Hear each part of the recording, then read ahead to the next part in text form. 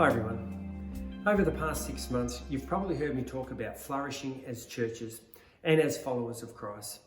This is because our vision at the BV Support Hub is for us to be a union of flourishing churches with Christ-like followers that redeems society. We believe every church can flourish in some way, and I personally believe it is God's intention that as Christ's disciples, we live a full and abundant life.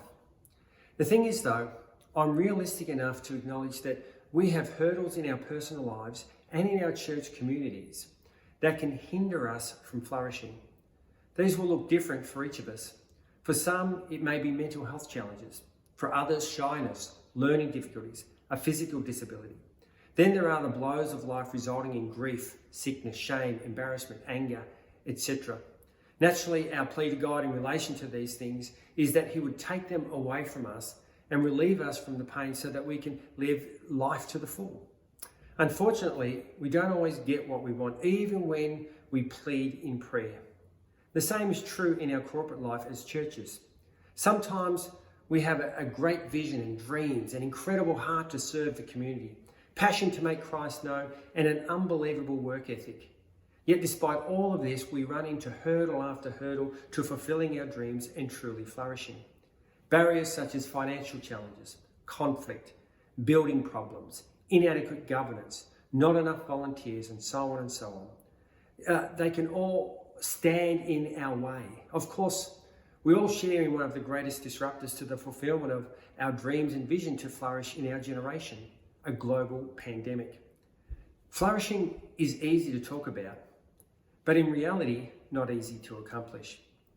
In 2 Corinthians chapter 12, the Apostle Paul reflects on this in relation to what he calls his thorn in the flesh. With the success of Paul's ministry, it's quite possible he could have become carried away with his own power and abilities. Yet we see here that God gives him a constant companion, this thorn in the flesh, to remind him of his humanity and need for complete dependence upon the Lord.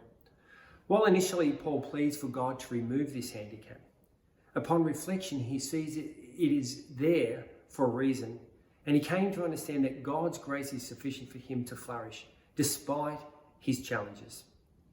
It seems that God is helping Paul to flourish by giving him this perspective of humility and surrender. Paul himself acknowledges this in verse 10 when he says, "For when I am weak, then I am strong." We may have to live with something that seemingly prevents us from living life to the full, but in fact, the opposite may be true. Our hindrances may help us to flourish and be the best that we can be by living with perspective and drawing strength from the one who can overcome all things. This global pandemic and the challenges it brings to thriving as churches may just be the thorn in the flesh that helps us look heavenward and encourages us to lean into God's strength to a point where we can truly flourish. Praise God that His grace is sufficient for us, even in the midst of a global pandemic. As we mark the end of National Reconciliation Week today, I'd like to pray this prayer of blessing by Uncle Vince Ross. May the God of creation warm your heart like the campfires of old. Bring wisdom and peace as shown to the first peoples of this land. Shake off the dust from the desert plains by the refreshing rains, followed by the warmth and glow of the sun. Let the light of God show us the right path and stand tall like the big river gums drawing life from the ever-flowing water. Amen. God bless. Bye for now.